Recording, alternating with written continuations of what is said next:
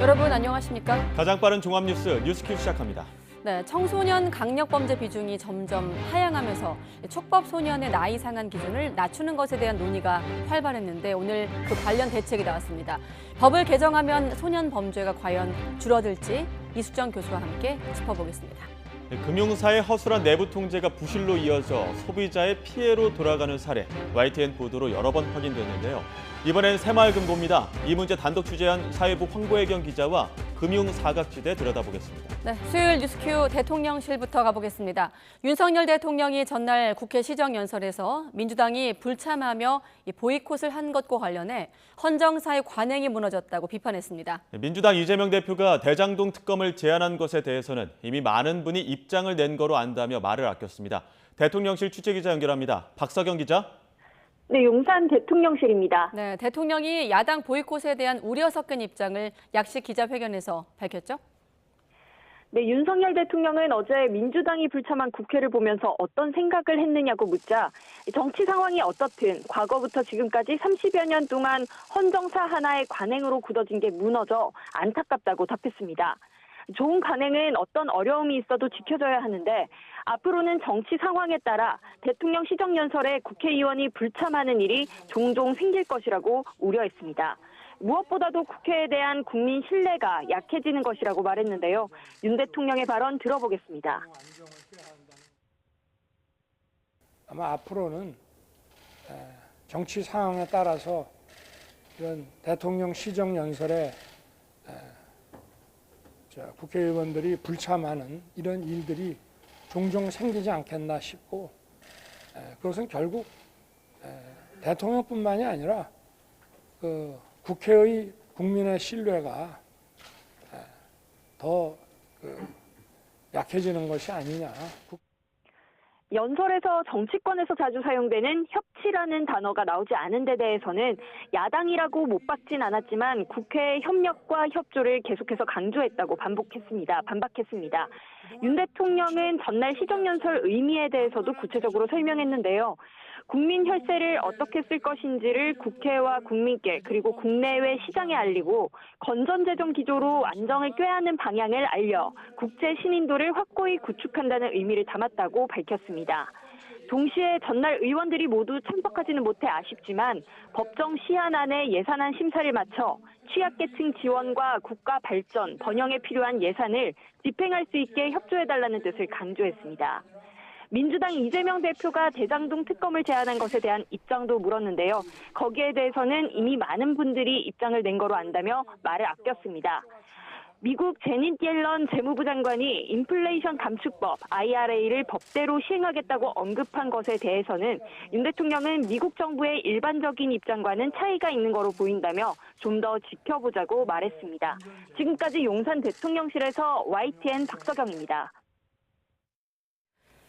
네, 대통령은 이렇게 헌정사의 관행이 무너졌다고 비판을 했고 시정연설 놓고 여야 공방도 더 격화하고 있습니다. 민주당은 윤석열 정부의 무능과 야당 탄압을 규탄하는 대규모 규탄 대회를 열었지만 국민의힘은 이재명 방탄용이라며 이제는 민생을 돌봐야 한다고 맞받아쳤습니다. 예산안 심사를 앞두고 여야의 신경전도 확산하고 있습니다. 국회 취재기자 연결합니다. 박기환 기자. 네, 국회입니다. 네, 정치 보복이다, 방탄이다. 어제 시정연설 보이콧에 이어서 여야 공방이 이틀째 이어가고 있네요. 네, 그렇습니다. 먼저 더불어민주당은 어제보다 더 규모를 키워서 국회의사당 앞에서 윤석열 정부 규탄 대회를 열었습니다. 민주당 이재명 대표는 정부 여당이 민생 경제 위기보다 자신들의 이익에만 급급하다며 야당 탄압으로 잠시 억압하더라도 역사와 국민의 심판은 피할 수 없을 것이라고 경고했습니다. 직접 들어보시겠습니다. 민생 파탄과 국가적 위기를 외면하고 국가 역량을 야당 탄압과 정치 보복에 허비하는 것은 죄악입니다. 역사와 국민의 심판은 결코 피할 수 없다는 진리를 잊어버리지 마시기 바랍니다. 국민의힘은 이에 대해 민주당이 민생을 외면한 채 이재명 방탄만 외치고 있다고 날을 세웠습니다. 그러면서 국민을 위한 정치의 장으로 돌아오라고 촉구했는데요. 이어서 들어보시겠습니다.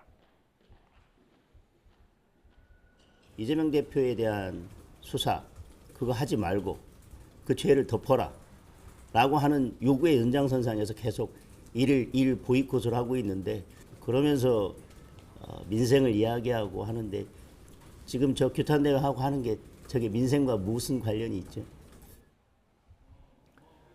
레고랜드 사태도 정치 공방으로 치닫고 있는데 여야 지금 현재 어떤 입장입니까? 네, 먼저 민주당은 이번 레고랜드 사태를 채무불이행 선언을 한 김진태 강원지사가 만든 김진태발 금융위기로 규정하고 강력히 비판했습니다. 박홍근 원내대표도 어설픈 정치셈법으로 전임지사 지우기에 나선 무지의 김진태 지사가 만든 대혼돈이라며 이번 사태의 방화범은 김 지사이고 방조법은 윤석열 정부라고 맹공을 가했습니다. 이어 민주당 의원들도 기자회견을 열고 검찰 출신 수장들이 우리 경제를 망치고 있다면서 김 지사의 퇴진을 요구했습니다. 하지만 국민의힘은 정부 대처가 진행되고 있다며 상황을 예의주시하고 있는데요. 장동혁 원내대변인은 레고랜드 책임 소재에 대한 수사 가능성에 대해 최문순 전 지사가 해온 사업들에 대해 김 지사가 정책적 판단을 한 것이라며 수사 등은 섣부르다고 선을 그었습니다. 성일종 정책위의장도 아침 라디오에서 세계적으로 금융시장이 악화한 상황이라며 정부 대처를 더 지켜봐야 한다고 엄호했습니다. 네, 이제 본격적인 예산안 심사도 시작이 되는데 여야 신경전, 공방이 불이 붙고 있어요. 네, 그렇습니다. 먼저 국민의힘 하태경 의원은 오늘 아침 BBS 라디오에서 우리 경제와 국가 부채의 심각성이 드러난 예산안이라고 평가했습니다. 문재인 정부에서부터 쌓인 국가 부채를 막기 위한 것이고 그럼에도 약자 지원 예산을 늘렸다고 설명했는데요. 직접 들어보시겠습니다. 부채도 그전 문재인 정부 이전까지만 한 600조 그런데 지금 1000조 이렇게 초과하고 있고, 네. 근데 내년 예산이 이제 올해보다 이제 줄어든 거죠. 그런 가운데에서 사회적 약자 지원 예산은 한 8조 7천억 늘어났더라고요. 반면 민주당은 초부자 감세로 세수 부족을 만들고 민생 예산을 드러냈다며 맹폭했습니다. 박홍근 원내대표는 이에 대해 대통령실 이전 예산 등을 막아 민생 예산을 돌려놓겠다고 밝혔습니다. 이어서 들어보시겠습니다.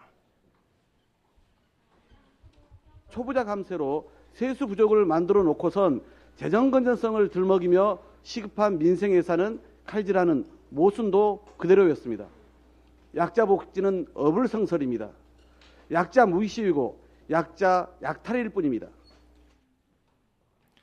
본격적인 예산 전국이 시작되는 만큼 여야는 각종 쟁점 법안과 정부 예산안을 두고 치열한 공방을 벌일 것으로 보입니다.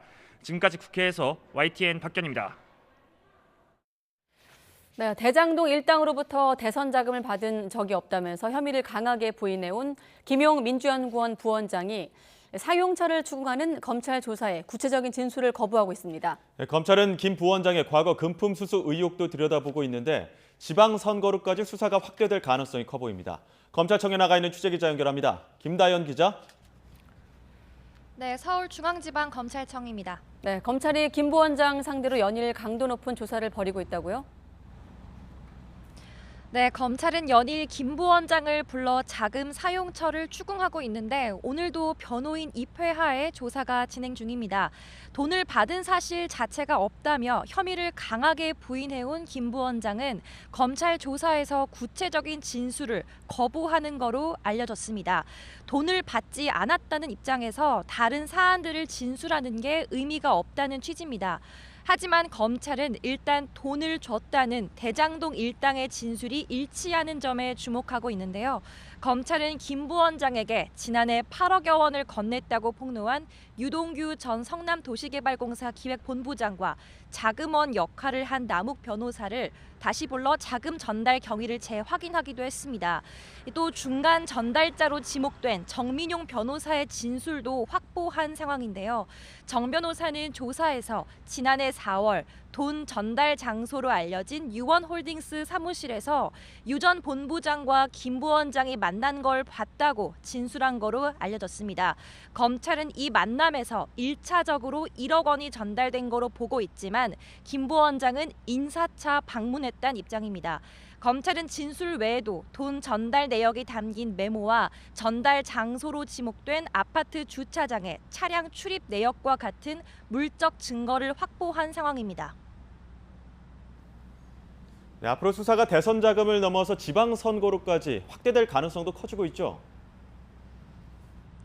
네, 검찰은 김 부원장과 이재명 민주당 대표의 또 다른 측근 정진상 대표실 정무조정실장이 과거 성남시 의원 시절부터 대장동 일당과 유착 관계에 있었다고 보고 있습니다.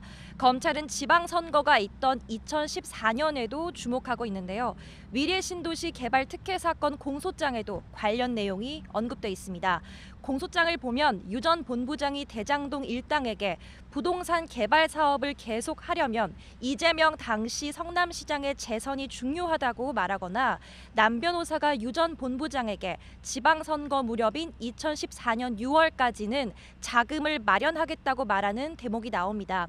김 부원장과 정 실장 등에 대한 접대 정황도 담겨 있는데 검찰은 최근 남 변호사가 유흥주점 종업원과 주고받은 문자를 복구해 연관성을 들여다보고 있습니다. 김 부원장과 함께 금품 수수 의혹에 휩싸인 정 실장의 경우 성남FC 후원금 의혹 사건으로 이미 출국 금지 조처가 내려졌습니다. 검찰은 불법으로 오간 돈이 더 있을 거로 보고 김 부원장의 2010년부터 2018년 사이 재산 변동 과정도 분석하고 있는데요. 만일 김 부원장의 또 다른 과거 금품 수수 의혹이 드러난다면 지방선거로까지 수사가 확대될 전망입니다. 지금까지 서울중앙지검에서 YTN 김다연입니다. 경찰이 상습 불법 도박 혐의를 받고 있는 더불어민주당 이재명 대표의 장남 이동호 씨를 불구속 상태로 검찰에 넘겼습니다. 이 씨는 대선 기간이던 지난해 12월 과거 온라인 포커 커뮤니티에 올렸던 글들이 알려지면서 불법 도박 의혹을 받았는데 경찰은 지난달 이 씨를 소환 조사한 데 이어서 계좌 분석 등을 통해 혐의가 인정된다고 보고 있습니다. 이 씨는 인터넷 게시글에 마사지 업소를 언급하며 성매매 의혹도 받았지만 경찰은 이 부분은 증거가 충분하지 않다고 보고 송치하지 않았습니다. 김용 부원장의 구속 등 측근들의 이딴 사법 처리로 민주당 이재명 대표의 이른바 복심들의 관심이 집중되고 있는데요. 그중에도 최측근으로 꼽히는 인물이 바로 정진상 민주당 대표실 정무조정실장. 이재명 대표의 변호사 시절 사무장부터 시작해 이 대표가 성남시장과 경기도지사를 지낼 때 정책실장으로 함께했고 지난 대선 때는 선대위 비서실 부실장을 맡는 등 늘 옆에서 이렇게 보좌해왔습니다. 그러다 보니 이재명 대표를 둘러싼 의혹에도 빠지지 않고 등장했는데요. 실제로 검찰의 수사도 최측근의 한 축인 김용 부원장의 구속 이후 정진상 실장을 정조준하고 있습니다. 이미 검찰은 최근 정 실장을 출국 금지 조치했는데요. 관련 혐의는 성남FC 후원금 의혹 사건입니다. 내용을 들여다보면 2015년 성남시가 두산그룹의 분당병원 부지 3천여 평을 상업용지로 용도 변경해주고 두산건설이 성남FC에 50억 원의 후원금을 나눠서 내도록 했다는 건데 검찰은 당시 이재명 성남시장과 정진상 성남시 정책실장을 사건의 공범으로 보고 있습니다. 대장동 사건과 관련해서도 여러 차례 이름이 등장합니다. 먼저 검찰은 정 실장이 지난 2014년 지방선거 직전 유동규 전 본부장과 남욱 변호사로부터 5천만 원을 받았다는 정황을 잡고 수사를 이어가고 있습니다. 또 증거인멸 교사 의혹도 받고 있는데요. 작년 9월 대장동 사건으로 검찰이 유동규 전 본부장의 주거지를 압수수색하기 직전 유 전 본부장에게 전화해 휴대전화를 버리라고 지시했다는 의혹입니다. 최근엔 술 접대 의혹도 제기됐습니다. 김용 부원장과 정진상 실장이 지난 2013년 서울 강남의 유흥주점에서 유동규 전 본부장과 남욱 변호사로부터 접대를 받았다는 건데요. 유 전 본부장은 최근 언론 인터뷰에서 정진상이 나하고 술을 100번, 1000번 마셨다. 그가 술값 한 번 낸 적이 없다. 이렇게 주장하기도 했습니다. 최근 검찰에서 나오는 뉴스마다 이름이 오르내리는 정진상 실장. 자주 반복되는 이름이지만 막상 언론 카메라에 포착된 적은 드물죠. 지난 대선 당시에도 이재명 캠프에 사실상 1인자 등으로 알려졌지만 공식 석상에는 잘 드러나지 않았습니다. 정 실장은 최근 입장문을 내고 불법 대선 자금은 일고의 가치도 없는 허구 그 자체라며 당당하게 검찰 조사에 응할 것이라고 밝혔는데요. 검찰 수사가 윗선을 향해 좁혀지는 만큼 좀처럼 보기 힘든 정 실장의 모습이 언론 카메라에 포착될지도 지켜봐야겠습니다. 네, 감사원이 사퇴 압박을 받는 전현희 국민권익위원장을 검찰에 수사 의뢰하면서 파문이 커지고 있습니다. 전 위원장은 오늘 기자회견을 열어서 감사원이 자신에 대한 비위 혐의를 찾지 못하자 절차까지 무시한 채 수사 의뢰했다면서 반발했습니다. 취재기자 연결해서 들어보겠습니다. 김세호 기자. 네, 정치부입니다. 감사원의 수사 의뢰 방침에 대해서 전현희 위원장 어떤 입장 밝혔습니까? 네, 전현희 위원장은 기자회견을 통해 자신에 대한 감사원의 수사 의뢰는 임기가 정해진 국민권익위원장을 사퇴시키기 위한 명백한 정치 탄압이자 직권 남용이라고 반발했습니다.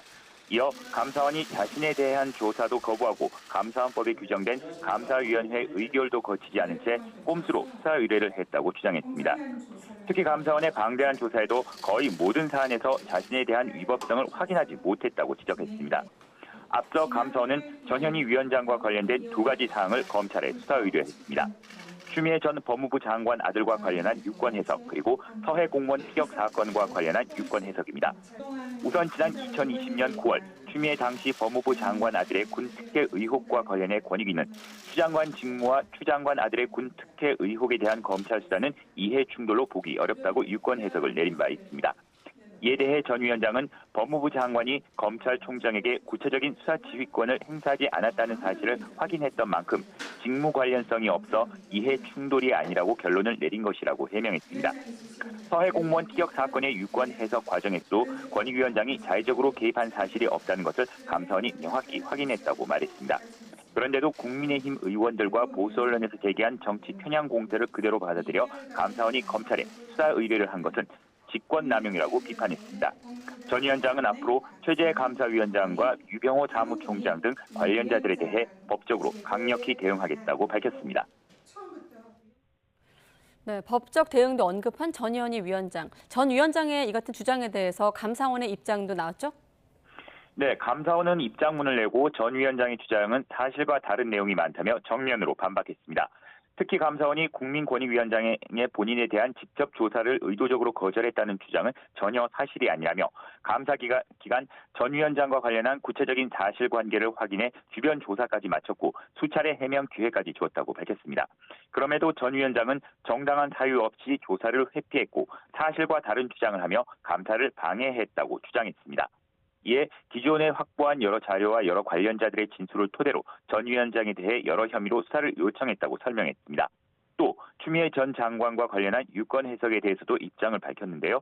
감사원은 전 위원장이 자신은 전혀 유권 해석에 개입하지 않았다고 주장하고 있지만 이미 많은 권익위 직원들이 감사 과정에서 전 위원장과의 발언과 다른 내용을 진술했다고 반박했습니다. 이와 함께 감사위원회 의결을 거치지 않은 위법감사, 꼼수수사 의뢰라고 비판한 데 대해서도 감사 착수나 수사 요청은 감사위원회의 의결 사항이 아니라고 덧붙였습니다. 지금까지 정치부에서 YTN 김세호입니다. 네, 범죄를 저질러도 처벌 대신에 보호 처분을 받는 촉법소년 나이 기준이 한 살 내려갈 것으로 보입니다. 네, 법무부가 촉법소년 상한 기준을 만 14살에서 13살로 낮추는 방안을 추진한다고 발표했는데요. 취재기자 연결해 자세한 소식 알아보겠습니다. 한동호 기자. 네, 법무부입니다. 네, 법무부 대책이 현실화하면, 그러니까 법을 개정하면 이제 만 13세도 형사처벌 받게 되는 겁니까? 네, 그렇습니다. 법무부 대책대로 법이 개정된다는 전제하에서인데요. 촉법소년은 형사처벌 대신 사회봉사나 소년원 송치 등 보호 처분을 받는 청소년입니다. 현재는 만 10살 이상 14살 미만인데요. 상한 기준인 14살을 13살로 내리면 만 10살 이상 13살 미만이 촉법소년이 되는 겁니다. 그렇게 되면 중학교 1학년에서 2학년 나이인 만 13살은 이제 형사처벌을 받게 됩니다. 법무부는 소년 범죄가 흉포화되고 있고 보호처분을 받은 촉법소년 가운데 13살 비중이 70%에 달한다고 설명했습니다. 처벌뿐 아니라 예방대책도 강화합니다. 소년 범죄를 예방하고 재범을 막기 위해 소년원 생활실 정원을 4명 이하로 줄이고 수도권의 학과 교육이 중심이 된 소년 전담 교정시설을 운영할 계획입니다. 또 소년 보호관찰 전담 인력을 늘리고 소년원과 소년교도소의 교육, 교정을 강화해 소년범에게 과도한 보호 처분은 없애고 피해자 보호 제도를 마련하기로 했습니다. 한동훈 법무부 장관은 오랫동안 난제로 남아있던 소년 범죄 대응에 정책 역량을 집중해 대책을 마련했다며 법 개정 등 후속 조치를 신속하게 진행하겠다고 밝혔습니다. 법무부는 촉법소년 기준을 낮춰도 소년범 대부분은 지금처럼 소년부에 송치되고 강력범죄 등 매우 예외적인 경우에만 형사처벌될 거라고 설명했습니다. 촉법소년 기준 하향을 두고 반대 목소리도 여전한데요. 국가인권위원회는 오늘 법무부 장관과 국회의장에게 법 개정안이 소년범죄 예방과 재범 방지를 위한 실효적 대안으로 바람직하지 않다는 의견을 낸다고 밝혔습니다. 법 개정에 앞서 소년범죄가 발생하는 원인의 복잡성과 다양성을 이해하고 아동 발달 특성도 고려해야 한다. 촉법소년 기준 나이를 낮추면 어린 소년범에 대한 부정적 낙인 효과를 확대, 건전한 사회인으로서의 성장을 방해할 우려가 있다고 덧붙였습니다. 이제 관건은 개정법의 국회 통과 여부입니다. 국회가 법무부와 인권위 등 각계각층 의견을 수렴해 어떤 결론을 낼지 주목됩니다. 지금까지 법무부에서 YTN 한동우입니다. 네, 한 기자 설명대로 국회 통과 단계가 남아 있고요. 이 법무부 발표와 인권 입장까지 보도해 드렸는데 촉법 소년 나이 하향 조정을 둘러싼 찬반 논란은 여전합니다. 실효성 있는 대책이 될 수 있을지 전 법무부 소년보호 혁신위원이셨던 이수정 경기대 범죄심리학과 교수와 이야기 나눠보겠습니다. 어서 오십시오. 네, 안녕하십니까? 안녕하십니까? 네. 촉법 소년의 상한 연령을 만 14세에서 13세로 내려간다라고 표현해도 되고 저는 오히려 범죄 소년의 하한 나이를 만 13세로 한다가 좀 더 이해가 되는데 네. 먼저 촉법 소년의 개념부터 좀 설명해 주시죠. 네, 지금 말씀하신 그대로이고요. 예. 지금 형법상에 저촉되는 행위를 한 사람들, 소년들을 지금 촉법 소년이라고 하고 예. 지금 그렇게 되면 나이가 현행 10살부터 13살까지였던 거죠. 말씀하신 대로. 네. 그랬는데 이 친구들은 나이가 너무 어려서 형사처벌을 적용하지 않는 그런 조항을 두고 있습니다. 네. 네. 그런데 그 대상 소년들의 범위를 지금 줄이겠다. 네, 13살도 형사처벌을 받을 수 있도록 한 살 낮추겠다 이런 얘기입니다. 지금 뭐 영화나 드라마 같은 데 보면은 촉법 소년이니까 처벌받지 않는 거야 뭐 이런 이야기 나오지 않습니까? 그렇습니다. 그런데 네. 형사처벌을 안 받을 뿐이지 이 촉법 소년에 대한 어떤 처벌 방침들도 있지 않습니까? 네, 소년들은 보호 처분을 받습니다. 그렇기 때문에 이 친구들도 지금 범죄를 저질러서 심각하다라고 판단을 할 때는 소년법상에 뭐 장기 보호 관찰부터 소년원 송치까지 다 가능합니다. 그런데 다만 정과로 남지는 않는다는 거죠. 네, 지금 교수님 옆으로 나간 화면을 좀 참고하시면 될 것 같습니다. 촉법 소년의 경우는 이제 소년법에 저촉을 받는데 지금 사실 오늘 나온 발표 내용이 하루 이틀 만에 나온 대책은 아니고 그동안에 뭐 여러 언론이나 뭐 전문가를 통해서 논의가 활발했던 과정이 있었거든요. 전반적으로 그 과정을 좀 어떻게 지켜보셨습니까? 네, 지금 이 사안은 뭐 과거 정부에서도 계속 논의가 됐던 사안이고요. 그런데 이제 최근에 여러 가지 양상이 변화하면서 촉법 소년 제도 자체를 악용하는 사례, 예컨대 나이가 많은 주범이 어린애들을 편입을 시켜가지고 뭐 지금 저렇게 이제 차량도 여러 가지 불법 행위들을 하는 이런 데서 사실은 나이가 어리니까 너 형사처벌 안 받으니까 너가 주범 역할을 했다고 이야기를 해라. 그리고는 우리는 공범이라고 얘기하겠다. 그러면 너는 나이가 어리니까 처분 안 받지 않느냐. 이런 식으로 이제 악용하는 사례들이 꽤 여러 건이 지금 보고가 되고 있어서 지금 이제 그런 악용 사례를 줄이기 위해서는 그래도 초등학생 연령 정도까지만 지금 이렇게 예외를 두고 중학생부터는 처분을 받는 방식으로 지금 이제 개정을 하겠다 이런 취지로 보입니다. 예. 법무부 또 소년보호혁신위원회로 활동하셨는데 어느 정도 권고안이 수용됐다고 보십니까? 네, 지금 이제 소년보호혁신위원회에 이제 저희가 그 과거에 했던 내용 중에 일부가 이제 요번에 포함이 됐습니다. 그래서 저희가 그때 권고했던 게 우범 소년들에 대하여 우범 소년이라 하면 범죄를 범한 우려가 있는데 아직은 범죄를 저지르지 않았는데도 불구하고 보호 처분에 여러 가지 처분을 내릴 수 있는 그런 이제 제도가 있었거든요. 그런데 이번에 이제 나온 내용 중에 우범 소년에 대하여서는 보호 처분을 하는 이제 내용들을 현격히 범위를 줄이겠다. 너무 인권 침해적이니까 이런 부분이 반영이 돼서 지금 지금 상당 부분 형사처벌 연령을 1살 낮추는 것만의 문제가 아니고 지금 나오지만 굉장히 많은 것들을 지금 반영을 했습니다. 보시면 구치소에서 소년범하고 어른들이 막 뒤섞여 있는 것들은 좀 이렇게 방지를 해야 된다 이런 제안도 지난 정부 때 했었는데 그것도 지금 포함이 됐고요. 그리고는 지금 가장 이제 눈여겨볼 대목은 수도권에 형사처벌 연령을 하나 낮추면은 결국에는 이제 어린 아이들이 형사처분을 받아가지고 그 다음에는 소년원이 아닌 소년교도소를 갈 가능성이 높아지잖아요. 그렇기 때문에 그렇게 되면 소년교도소의 체제를 뜯어고치지 않으면 안 됩니다. 나이가 어린 아이들을 위한 교육과정 같은 것들이 신설돼야 되는데 지금 그런 내용들을 신설하겠다고 함께 발표를 했고요.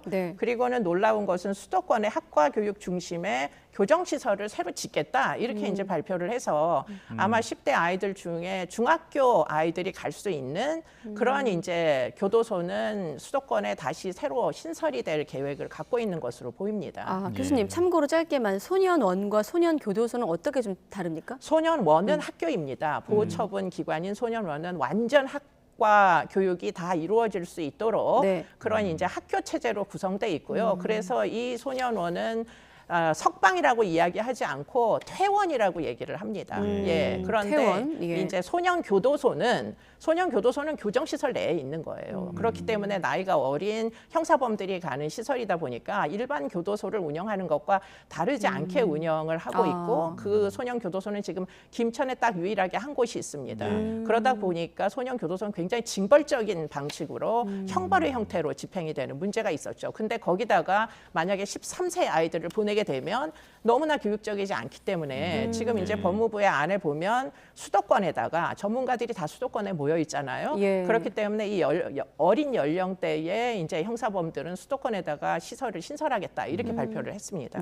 법무부가 이제 법 대책을 발표하면서 한 얘기는 흉포화된 소년 범죄로부터 국민을 보호하겠다라고 했고 아까 교수님은 여러 가지 양상의 변화가 있었다라고 표현을 하셨는데 실제로 이 촉법 소년의 범죄 양도 늘고 어떤 질적인 측면에서 좀 더 악질화되고 있다 이렇게 좀 나오고 있는데 통계는 어떻습니까? 네, 통계를 보시면 지금 이제 촉법소년의 범죄 건수가 매년 늘어나고 있는 건 틀림없는 사실이에요. 그렇기 때문에 2017년에 7천 건 정도였는데 2021년에 10,000건이 넘었습니다. 12,000건 정도로 늘어나서 그리고는 이 12,000건 중에서 중학생 아이들, 그러니까 결국은 13살짜리 뭐 14살 되기 직전 아이들 이런 아이들이 차지하는 비율이 거의 70%라고 지금 보고가 되고 있거든요.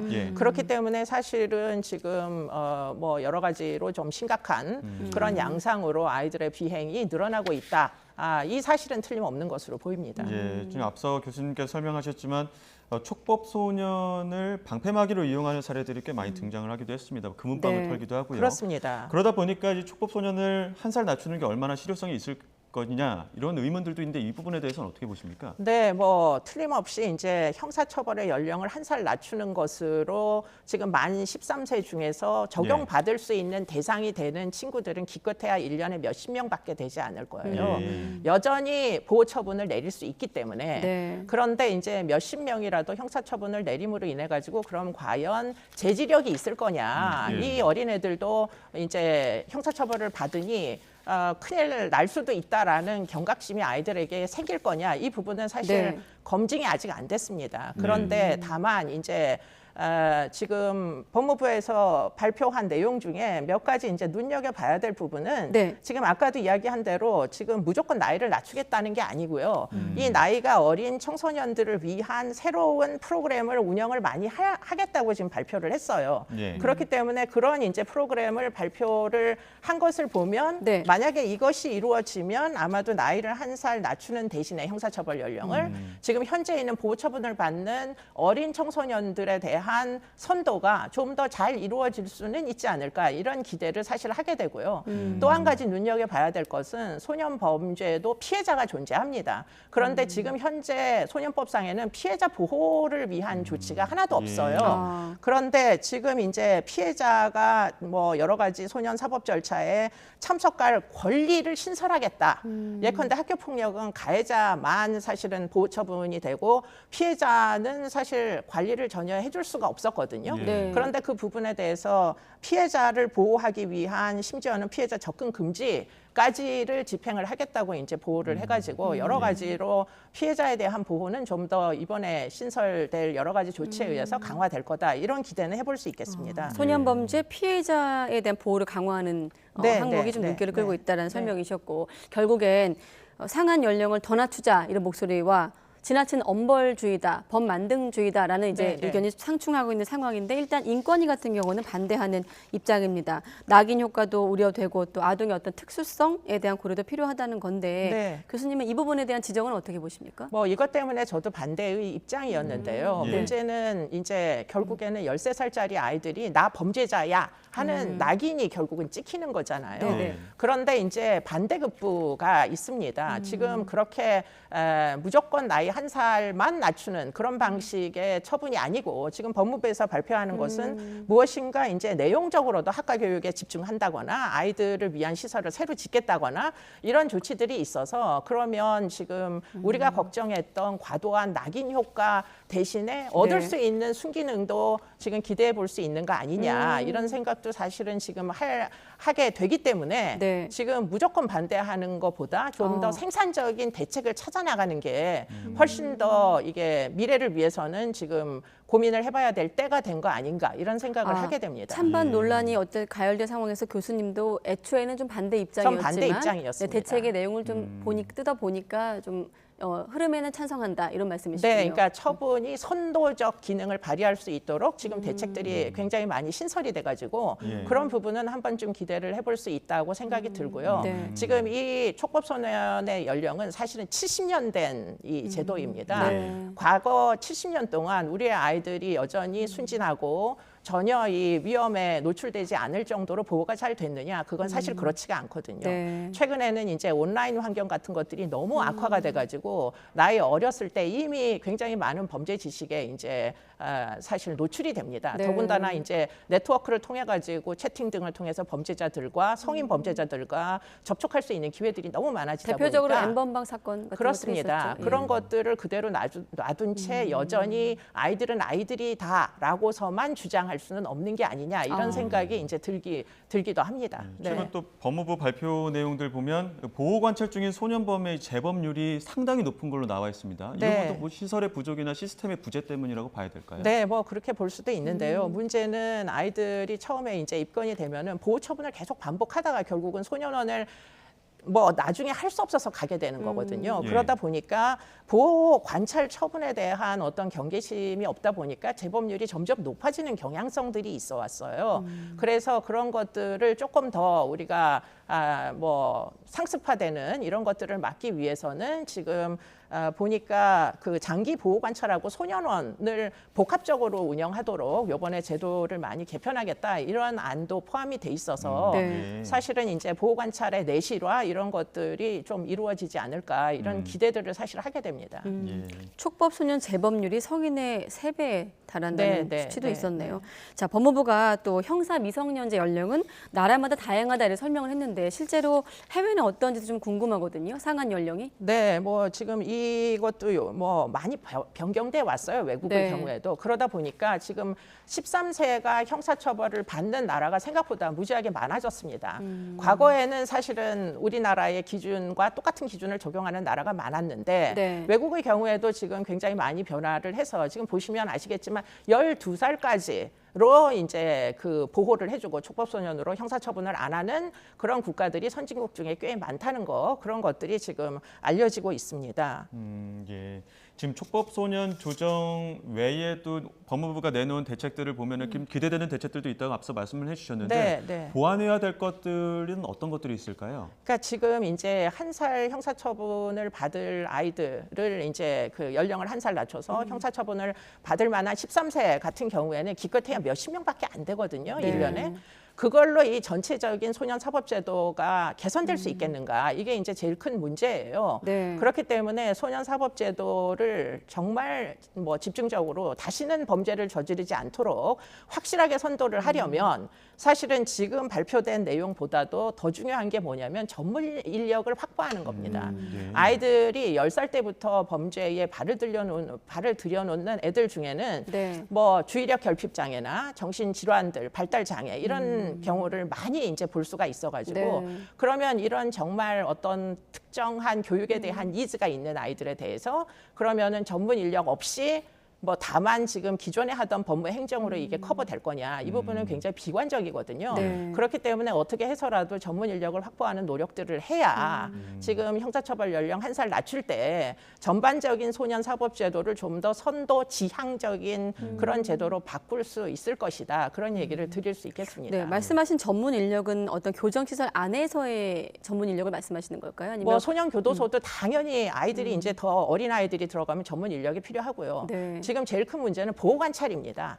사회 내에 있는 동안 비행력을 계속 상습화를 보호 관찰. 시켜가지고 결국은 소년원이나 소년 교도소를 가는 거기 때문에 네. 아이들이 누범자들이 굉장히 많아졌어요. 그 아이들에게 사회 내에 있을 때 전문적으로 개입할 수 있는 전문가들이 보호 관찰 인력으로 많이 편입이 돼야 됩니다. 네. 네. 그러니까 이제 비행과 일탈이 범죄로 가지 않기 그 단계에서 필요한 그렇습니다. 전문 인력 개입을 말씀하시는 하셔야 것 같아요. 된다는 겁니다. 네, 알겠습니다.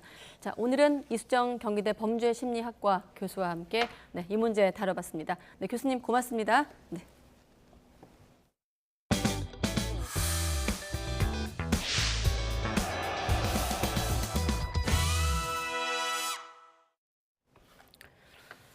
네, 공정거래위원회가 인터넷 기사를 통해서 가습기 살균제가 인체에 안전하다고 광고한 애경과 SK케미칼 전 대표이사를 검찰에 고발했습니다.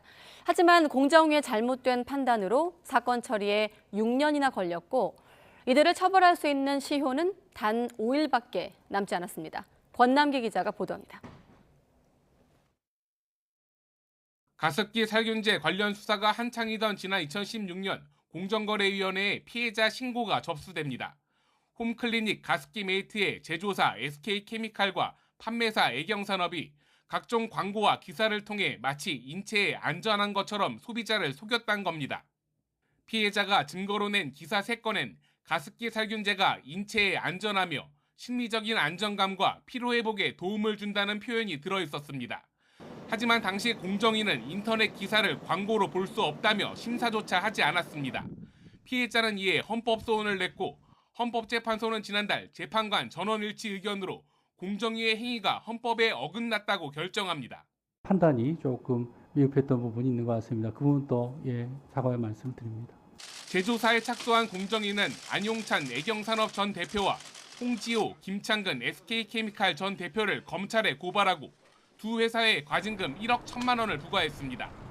6년 만에야 사건 처리를 마친 건데 그동안 정부에 신고돼 피해가 인정된 가습기 살균제 사망자만 1,000명을 넘겼습니다.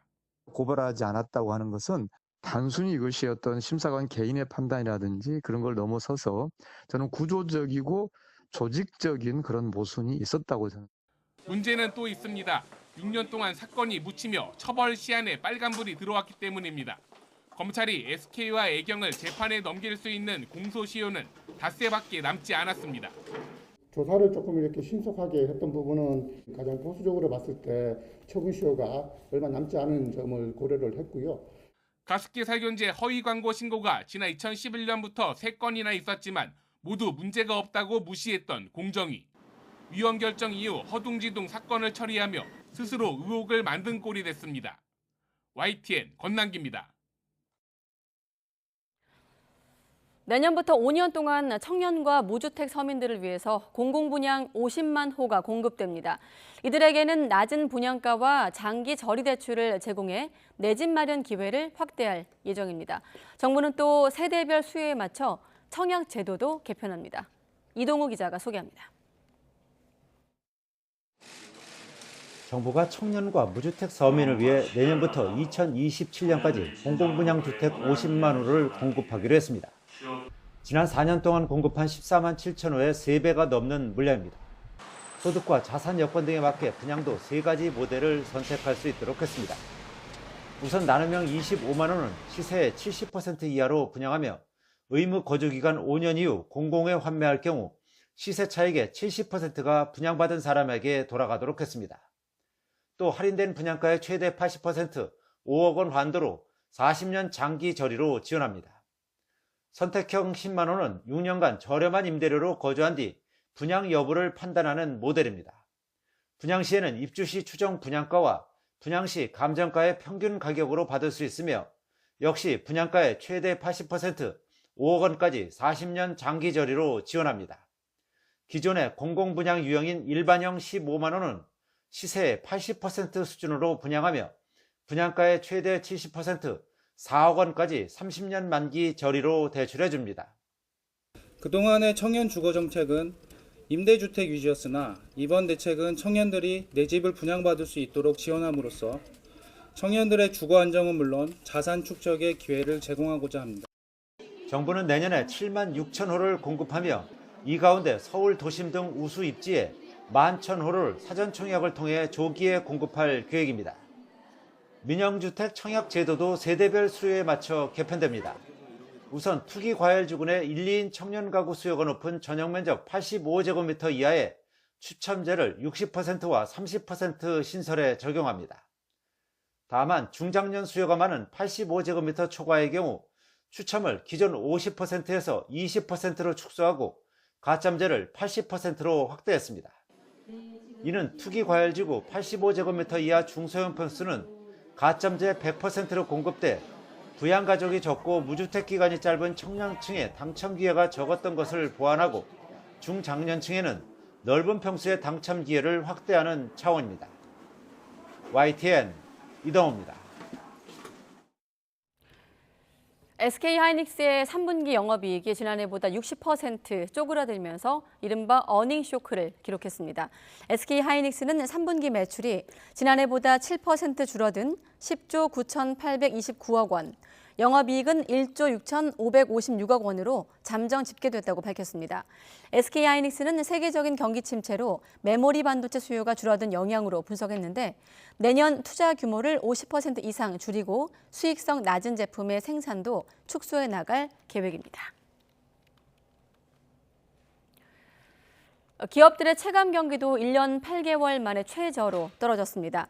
한국은행의 기업경기 실사지수 BSI 조사를 보면 모든 산업의 10월 업황 BSI는 한 달 전보다 2포인트 줄어든 76으로 2달 연속 하락세를 보였습니다. 한국은행은 높은 인플레이션과 주요국 금리 인상에 따른 경기 둔화 우려 등을 원인으로 짚었습니다. 네, 이렇다 보니 최근 경기 침체와 가파른 금리 인상으로 투자 심리가 위축이 되면서 스타트 업계 또한 심각한 자금난을 겪고 있습니다. 자금 유동성이 풍부했던 때와는 달리 과거와는 달리 투자 혹한기가 몰아치면서 축제는 끝났다는 말이 여기서도 나오고 있습니다. 윤혜리 기자가 보도합니다. 주사기처럼 생긴 캡슐을 누르면 신선한 콜드브루 커피 한 잔이 만들어집니다.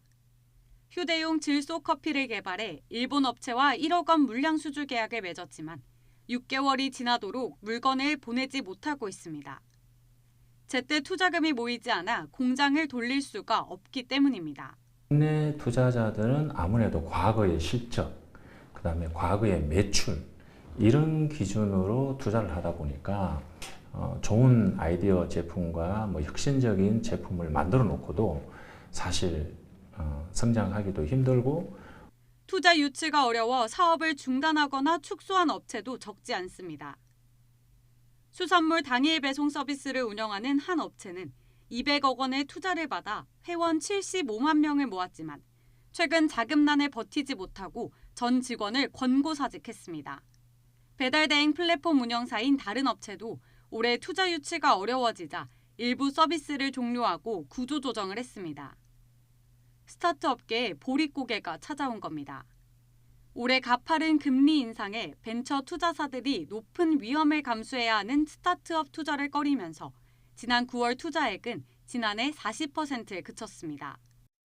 한 달 전과 비교해도 반토막 수준입니다. 경영 여건도 악화하고 있습니다. 대한상공회의소 조사 결과 스타트업 10곳 가운데 6곳이 지난해보다 투자 심리 악화와 내수시장 부진 등으로 경영이 어려워졌다고 답했습니다. 스타트업계는 정부뿐 아니라 민간이 주도하는 기업형 벤처 캐피탈 제도가 활성화돼야 한다고 강조합니다. 민간 투자가 더 활성화될 수 있는 제도나 어떤 인센티브, 유인책들을 더 정부가 적극적으로 펼쳐서 민간 투자를 더욱 활성화시키는 게 좀 바람직하다고 보입니다. 스타트업 옥석 가리기가 시작됐다는 평가도 나옵니다. 자생적으로 매출이나 이익을 내려고 비즈니스 모델을 다시 한번 돌아보는 이런 단기적인 수익성도 생각해보는 조금 내실을 다지는 기회로 비즈니스 모델을 한번 살펴보는 계기가 되면 좋지 않을까. 생산성 향상과 수익성 개선을 위한 스타트업계의 자구책 마련도 병행돼야 할 걸로 보입니다. YTN 윤혜리입니다.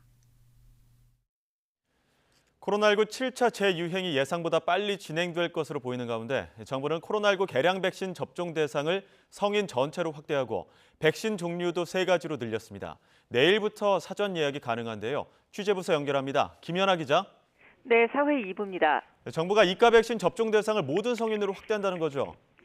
네, 그렇습니다. 당장 내일부터 18세 이상 성인이면 코로나19 이가 개량 백신을 맞을 수 있게 됩니다.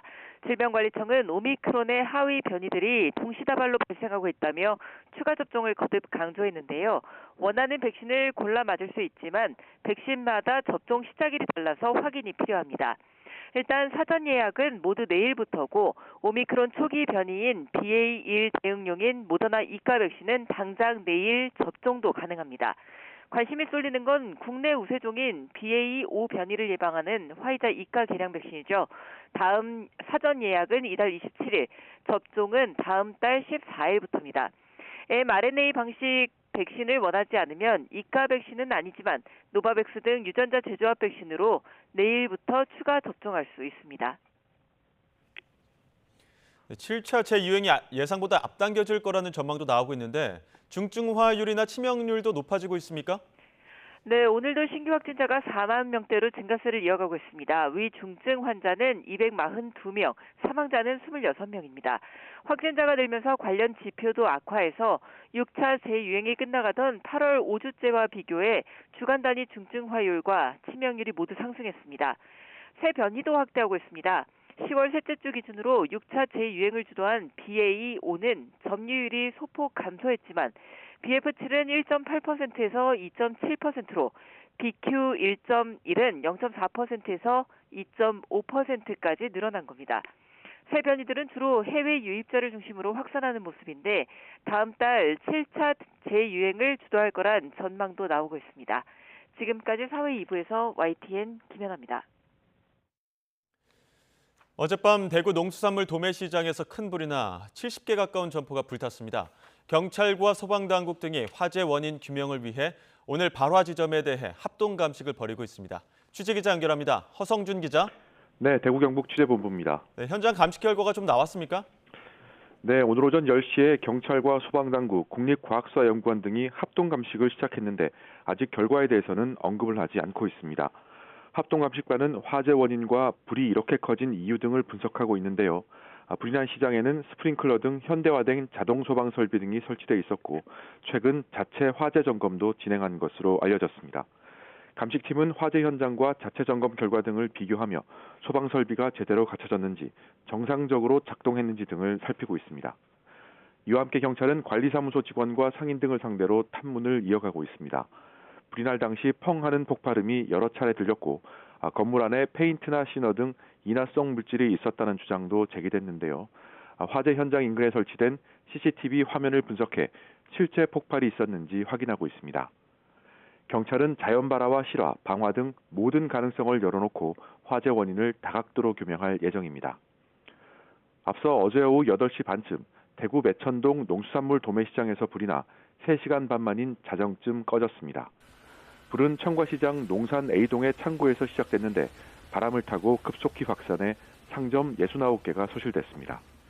인명피해는 없는 것으로 확인됐지만 본격적인 조사가 시작되면 피해 점포수는 늘어날 것으로 보입니다. 대구 농수산물 도매시장은 2019년 기준 연간 거래 금액이 1조 원에 달하는 대규모 시장입니다. 지난 2013년 8월에도 불이 나 도매시장 상점 30여 곳이 불에 타는 등 10억 원의 재산 피해가 났습니다. 지금까지 대구 경북 취재본부에서 YTN 허성준입니다. 동남아시아에서 과일 통조림에 필로폰을 숨겨 국내로 유통하려 한 일당이 경찰에 붙잡혔습니다. 경찰이 압수한 필로폰은 3.54kg, 시가로 자그마치 110억 원어치에 이르는데요. 조직 총책은 감옥에서 직접 마약 밀수를 주도하면서 어머니와 외동딸까지 범행에 동원한 것으로 조사됐습니다. 김태원 기자가 보도합니다. 검은색 금고를 열었더니 5만 원권 지폐가 한가득 쌓여 있습니다. 종이봉투에 담긴 돈을 꺼내 세어보니 모두 3억 원이 훌쩍 넘습니다. 경찰이 지난 8월 동남아시아에서 마약을 밀수해온 조직 총책 61살 송모 씨의 외동딸 주거지를 압수수색해 발견한 범죄 수익금입니다. 송 씨 일당은 지난 4월 동남아에서 국제특급 우편으로 마약 밀수를 시도했습니다. 열대과일 통조림 용기 속에 숨긴 뒤 밀봉해 국내로 몰래 들여오려 했는데 적발된 필로폰 양은 3kg, 10만 명이 동시에 투약할 수 있는 분량입니다. 특히 조직 총책 송 씨는 앞서 마약 밀수 범죄 5건에 연루돼 이미 지명수배가 내려진 상태. 재작년 마약 소지 혐의로 동남아 현지 수사당국에 붙잡혀 징역 22년형을 선고받았지만 옥중에서도 마약 밀수를 진두지휘했습니다. 특히 지난해 5월엔 어머니에게 밀수입한 헤로인 1.2kg을 배달시키고 외동딸에게 범죄 수익금을 관리하도록 하는 등 가족을 범행에 동원하기도 했습니다. 경찰은 마약 밀수 경로를 역추적해 밀수책과 국내 유통책, 중간 판매책 등 6명을 구속하고 송 씨의 딸 등 2명은 불구속 상태로 검찰에 넘겼습니다. 또 검거 과정에서 필로폰 3.54kg, 시가 110억 원어치와 범죄 수익으로 추정되는 현금 4억 5천여만 원도 압수했습니다. 상선을 쭉 검거하는 과정에서 밀수입 사건과 연루된 정황을 발견하고 저희들이 압수영장까지 발부받아서 물건을 확보할 수 있었습니다. 경찰은 아직 붙잡히지 않은 공범 한 명이 여전히 동남아시아 지역에 있을 걸로 보고 인터폴 적색 수배를 내리고 체포영장을 발부받아 행방을 쫓고 있습니다. YTN 김태원입니다. 이처럼 최근 마약류 범죄가 급격히 증가하면서 정부와 여당이 총괄 컨트롤 타워를 만들어 대응을 강화하기로 했습니다. 또 펜타닐 등 의료용 마약류 처방을 더욱 엄격히 관리 감독하고 중독자 치료를 위한 예산도 확충할 계획입니다. 김태민 기자의 보도입니다. 윤석열 대통령이 전 사회적인 마약과의 전쟁을 주문한 지 이틀 만에 정부와 여당도 팔을 걷어붙였습니다. 당정은 최근 젊은 층을 중심으로 SNS를 이용한 마약류 거래가 확산하면서 현재 시스템으론 관리가 어려워졌다는 데 공감했습니다. 다크웹과 해외 직구를 통해 누구나 손쉽게 마약에 접근 가능한 환경이 되었습니다. 또한 가격이 저렴하고 거부감이 적은 의료용 마약류 불법 유통도 증가하고 있습니다. 이에 따라 앞으로 1년간 마약범죄 특별수사팀을 운영하는 동시에 범정부 차원의 마약류 대책 협의회를 만들어 총괄 컨트롤 타워 기능을 맡기기로 했습니다. 마약 유통에 대한 수사 단속부터 예방 치료까지 전 단계에 걸쳐 정부 역량을 모아 유기적으로 대응해 나가겠다는 방침입니다. 총리실이 컨트롤 타워가 돼서 범부처적으로 강력한 마약 수사 단속을 추진하고 마약 유통의 진흥화에 대응하여 정보 통합 협조 체계를 구축하며 특히 최근 펜타닐 등 의료용 마약류의 오남용 사례가 확산하면서 현장의 관리 감독도 한층 강화하기로 했습니다. 마약류 약품을 처방하기 전 투약 이력 확인을 의무화하고 관리 기준을 어긴 의사에게는 마약류 취급을 금지하는 방안을 추진합니다. 여기 발맞춰 여당도 조만간 시작할 내년도 예산안 심사 과정에서 마약류 대응 예산을 추가 반영하도록 노력하겠다고 강조했습니다. 환자 진료비 국고보조 인상 및 치료보호기관의 지원책 등도 적극 검토해 주실 것을 요청을 했고 이번 정기 국회에서 당에서 이에 대한 예산도 추가적으로 반영하도록 노력하겠습니다. 범정부 차원에서 마약과의 전쟁이 본격적으로 첫 발을 뗀 가운데 입법, 예산 확대 등 국회의 뒷받침에도 한층 탄력이 붙을 것으로 보입니다. YTN 김태민입니다.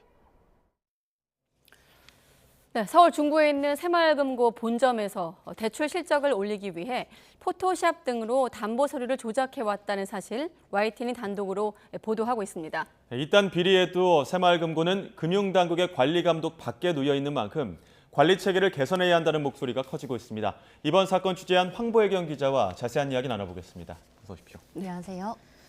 네, 얼마 전에는 횡령 사건 통해서 농협의 어떤 내부 통제 문제 취재했는데 네. 금융권에서 긴장하고 있는 황보혜경 기자와 함께하겠습니다. 오늘은 새마을금고 얘기인데 대출 감정 서류를 어떻게 조작했다는 겁니까?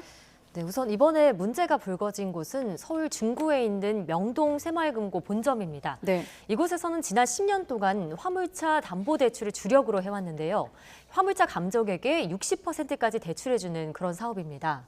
담보로 잡힌 차량 감정평가를 위해서 금고 측은 중고차 매매 사이트 3곳에 올라온 차량 시세를 비교했고요. 이 사이트 가격 정보를 캡처해서 감정평가서에 이 가격을 첨부했습니다. 네. 그런데 금고가 첨부한 사진은 실제 사이트와 차량 가격 부분이 달랐습니다. 지금 화면으로도 이렇게 나가고 있는데요. 네. 예를 들어 사이트에 7,500만 원으로 올라온 화물차 가격이 감정평가서엔 8,800만 원으로 바뀌어 있는 시기입니다. 또 많게는 2천만 원까지 더 높게 차이가 나는 경우도 있었습니다. 금고 측이 포토샵이나 그림판으로 이 가격을 더 높게 위조한 건데요. 관계자의 말을 직접 들어보시죠. 인터넷 그 거래 사이트에 있는 시세표를 출력을 하고 그림판으로 옮긴 다음에 금액 부분을 수정하는 걸 목격했습니다. 그렇게 시세를 조작해가지고 대출 한도를 더 많이 지급을 해드렸고요. 네, 금고 측에서 이렇게 포토샵으로 조작까지 하면서 담보 가격을 높인 이유가 있습니까? 예, 우선 이 새마을금고의 주력 사업인 화물차 담보대출 실적을 높이기 위해서 담보 가치를 허위로 올린 거로 보입니다. 네. 이 자동차 대출 시장에서 다른 금융기관들보다 우위를 차지하려면 대출 한도를 더 높게 쳐주는 게 유리했기 때문입니다. 네. 또 특정 운수회사나 또 지인이 원하는 대출 금액을 맞춰주기 위해서 감정가를 더 높게 조정했다는 의혹도 나옵니다. 일종의 특혜로 볼 수 있는 대목입니다. 관계자의 말 직접 들어보시죠. 금고에서는 대출금이 많이 지급이 돼야 이자도 많이 받기 때문에 수익적인 면에서는 더 이익이었습니다. 이 업체한테 조금 더 다른 업체들보다 대출 한도를 좀 더 많이 해서 고객 유지를 했습니다. 사실 담보 가치라는 건 올려도 문제고 내려도 문제인데 아무튼 허위로 올렸다. 자, 이 같은 포토샵 조작이 직원 개인의 일탈이 아니라 금고 차원에서 조직적으로 있었다고요? 네, 그렇습니다. 해당 금고 직원들은 이 화물차 대출 실적이 개개인의 평가에 반영되고 있습니다. 금고 이사장을 비롯한 간부진의 묵인하에 이 대출 감정 서류 위조는 지난 2, 3년 동안 조직적으로 이뤄졌습니다. 아직 상환이 완료되지 않은 대출만 29건, 모두 30억 원에 달합니다. 대출금 회수 과정에서 이자 연체 등으로 일부 손실도 발생한 거로 확인됐습니다. 이런데도 지난 4월 새마을금고 중앙회 측은 명동 본점을 자산 육성 부분 최우수 금고로 선정해 표창장까지 수여했습니다. 이 보도 직후에 금고 측은 밖에 걸어놓았던 이 최우수 금고 현수막을 떼어냈다고 합니다. 네. 이번 사건 이후에 새마을금고 측은 뭐라고 합니까? 네, YTN 취재가 시작되자 그제서야 이 중앙회 측에서 내부 감사에 착수를 했습니다. 네. 중앙회 측은 과다 감정을 비롯한 특혜 대출 의혹을 집중적으로 들여다보고 있다고 밝혔는데요. 여신 업무 규정 등 내규를 위반한 게 확인되면 징계 조치할 계획입니다. 또 필요한 경우 수사 의뢰한다는 방침입니다. 이 같은 사문서 위조와 행사는 5년 이하 징역, 1,000만 원 이하 벌금에 처할 수 있는 중범죄에 해당합니다.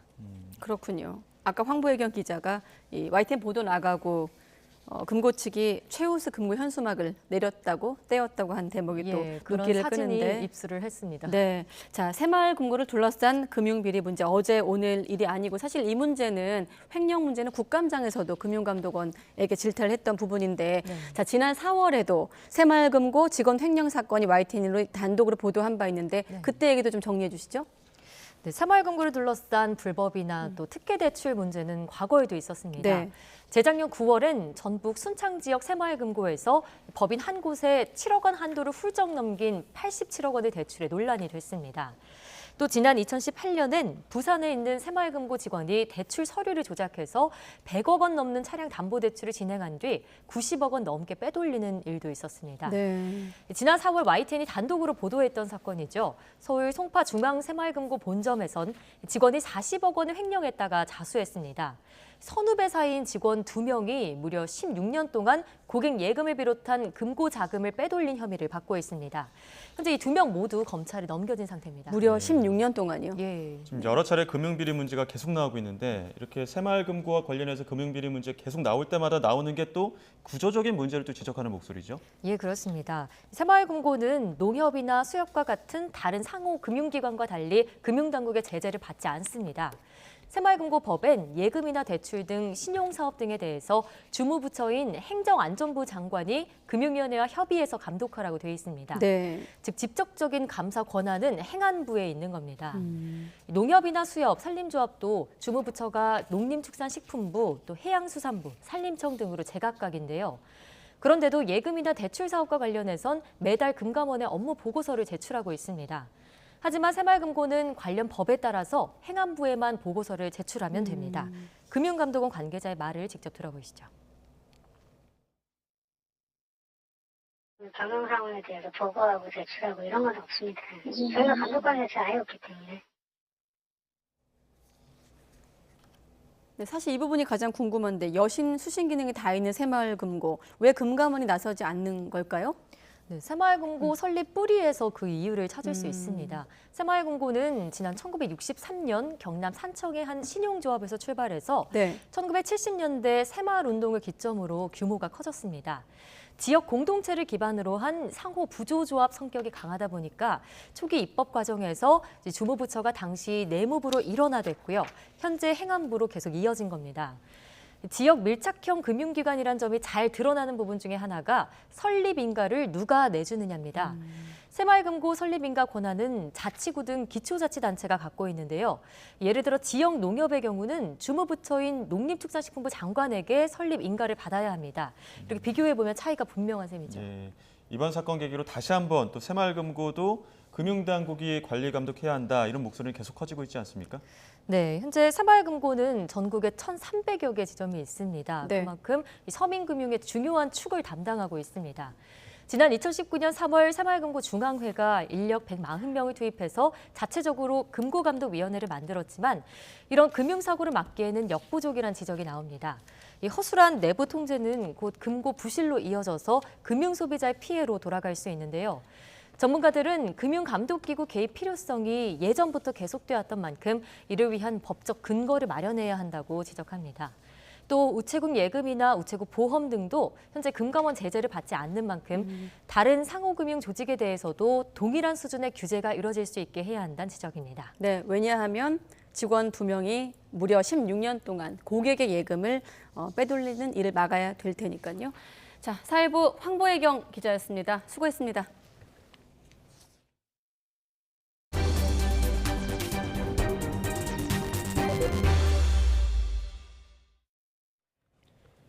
북한 평안북도 철산군 동창리 서해 위성발사장의 이동식 건물 외벽이 해체되는 정황이 포착됐습니다. 미국의 소리방송은 오늘 제임스 마틴 비확산센터가 공개한 민간 위성사진 업체 플래닛랩스의 위성사진에서 이동식 건물 북서쪽 외벽이 뜯긴 듯 내부가 드러났다고 설명했습니다. 발사체를 이동시키는 시설을 보수하는 것으로 보이는데 북한이 이곳에서 평화적 목적이라며 대륙간 탄도미사일급 우주 발사체를 발사할 수 있다는 관측이 제기됩니다. 네, 북한의 7차 핵실험 가능성이 제기되고 있는 가운데 한미일 외교 차관이 만나서 대응 방안을 논의했습니다. 이번 협의에서 세 나라는 북한이 핵실험을 실시할 경우 단호한 대응을 재확인하면서 동시에 대화를 통한 해법을 강조했습니다. 일본 연결의 자세한 내용 알아보겠습니다. 이경아 특파원. 네, 도쿄입니다. 네, 북한에 대한 대응이 이번 협의의 가장 큰 의제였는데 어떤 아이디어, 어떤 방안이 나왔습니까?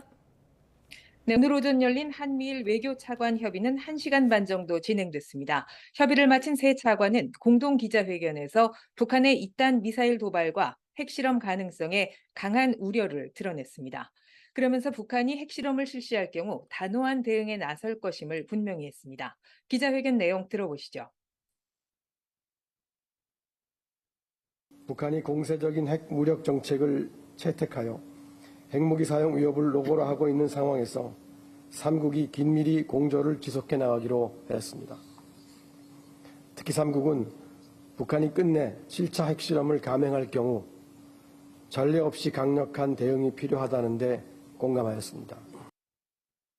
네, 세 나라는 북한 비핵화를 위한 지역의 억지력 강화와 안보리 등 유엔을 통한 대응, 그리고 외교적 노력을 위해서 긴밀히 협력하기로 뜻을 모았습니다. 셔먼 미 국무부 부장관은 마이니치 신문과의 인터뷰에서 북한이 조만간 핵실험을 실시할 것이라는 게 일반적인 견해라고 밝혔는데요. 기자회견에서 핵실험에는 대가가 따를 것이라는 점을 분명히 하면서 동시에 북한의 대화를 촉구했습니다. 셔먼 부장관의 발언 들어보시죠. All of this behavior, all of it, is reckless and deeply destabilizing to the region.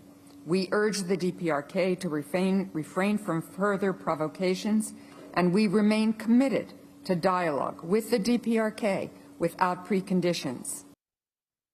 네, 미국은 특히 중국을 겨냥해서 힘에 의한 일방적인 현상 변경은 있어서는 안 된다고 강조했습니다. 타이완 해협의 평화와 안정이 중요하다면서 타이완의 자기 방어를 위해서 한국, 일본과 협력할 것이라고 밝혔습니다. 한미일 외교차관 협의회가 열린 것은 지난 6월 서울에 이어서 넉 달 만인데요. 다음 협의회는 내년 3월 전에 미국에서 열릴 예정입니다. 한일 협의에 앞서 열린 한일 외교차관 회담에서는 강제동원 해법이 집중적으로 논의됐는데 어떤 내용들이 오갔습니까? 네, 조현동 차관은 오늘 기자회견에서 강제동원 문제가 한일 관계 개선에 있어 해결해야 할 우선적인 현안임에 틀림없다고 밝혔습니다. 외교부 당국자는 어제 한일 양자회담에서 강제동원 배상 판결의 이행 방안에 대해서 심도 있게 논의했다고 밝혔습니다. 강제동원 해법을 둘러싼 한일 간의 이견이 조금씩 좁혀지는 분위기인데요. 이와 관련해서 아사히 신문은 한국 측 재단을 통해 피해자에 대한 배상금을 지급하는 방안이 추진되고 있다고 보도했습니다. 피고인 일본 기업에 대해서는 배상금과 같은 금액을 기부금 등의 형태로 내는 것을 한국 정부가 타진했다고 전했습니다. 이 신문은 윤석열 정권이 다음 달로 예정된 아세안 정상회의 등 국제회의에서 첫 정상회담을 여는 것에 기대를 걸고 있다고 덧붙였습니다. 다만 합의 내용에 따라서 자민당 내 보수파의 강한 비판을 살 우려도 있어 당내 기반이 견고하지 않은 기시다 총리가 어려운 판단에 쫓기게 될 것이라고 전망했습니다. 지금까지 도쿄에서 YTN 이경아입니다. 싱하이밍 주한 중국 대사가 중국은 한반도 정세와 관련해 대립적으로 강대강 대치로 가는 것을 원하지 않는다고 밝혔습니다. 싱 대사는 오늘 오전 열린 관훈클럽 토론회에서 특히 중국이 유엔 안보리 대북 제재에 소극적이라는 지적에 대해서 북한의 도발은 묵인하지 않는다고 강조했습니다.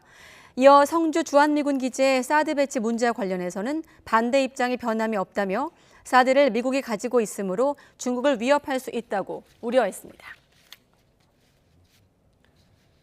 북한과 중국은 중국의 6.25 전쟁 참전 72주년을 맞아 전사자를 추모하며 혈맹 관계를 확인했습니다. 주 북한 중국 대사관 홈페이지에 따르면 수능량 주북 중국 대사 대리와 강윤석 북한 최고인민회의 상임위원회 부위원장은 어제 오전 평양의 북중 우이탑을 찾아 헌화하고 참배했습니다.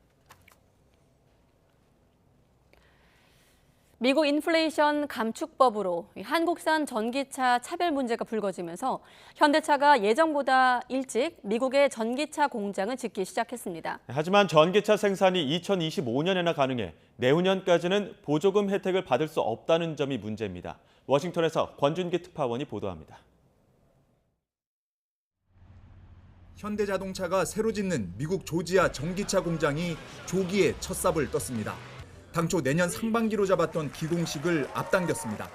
미국 인플레이션 감축법에 따라 북미에서 생산되지 않은 전기차는 대당 1,000만 원의 보조금을 받을 수 없게 돼 착공을 서두른 겁니다. Our $10 billion investment in this EV plant and other U.S. operations in proof of our strong commitment to electrification and the region. 메타플랜트 아메리카로 이름 붙인 공장은 연간 30만 대 전기차 양산이 가능한 규모입니다. 특히 여러 차종을 탄력적으로 생산할 수 있는 시스템을 도입해 미국 현지 수요를 신속하게 반영할 계획입니다. The site we come to visit today will become another landmark in the history of Korean investments in the United States. 조지아주는 코앞으로 다가온 중간선거 최대 경합지지만 현역 주지사와 상하원 의원도 선거운동을 제쳐놓고 기공식에 참석했습니다. 그만큼 대규모 전기차 공장이 지역 산업 발전과 일자리 창출에 보탬이 된다는 얘기입니다. 야당인 공화당은 다수당이 되면 인플레이션 감축법 개정을 벼르고 있고 민주당 원옥 상원의원도 보조금 조항을 유예하는 수정안을 내놨습니다. I want to say thank you for bringing even more jobs to the number one state for business. 바이든 대통령도 성명을 통해 현대차 공장 조기 착공을 환영하면서 인플레이션 감축법에 따른 자신의 치적으로 평가했습니다. 이런 가운데 제닛 옐런 미 재무장관은 전기차 보조금과 관련한 한국 측의 우려를 고려하겠지만 법대로 시행할 수밖에 없다고 밝혔습니다. 이번 중간선거에서 민주당과 공화당이 상하원에서 각각 승리할 것이란 전망이 우세해 인플레이션 감축법을 없애거나 수정하기는 쉽지 않을 것으로 보입니다. 일단 시행령을 통한 보완책 마련에 나선 우리 정부의 고민이 깊어지고 있습니다. 워싱턴에서 YTN 권윤기입니다. SPC 계열사 빵 공장에서 20대 여성 노동자가 기계에 끼어 숨진 사고와 관련해 노조가 사고 원인을 분석해 발표했습니다. 오른팔이 기계에 걸리면서 사고로 이어졌을 가능성이 크다는 건데 열악한 노동 환경과 거의 없다시피 한 안전 조치가 근본적인 문제로 지적됐습니다. 송재인 기자입니다. 평택 SPC 계열사 빵 공장에서 23살 여성 노동자가 소스 혼합 작업을 하다 숨진 건 지난 15일.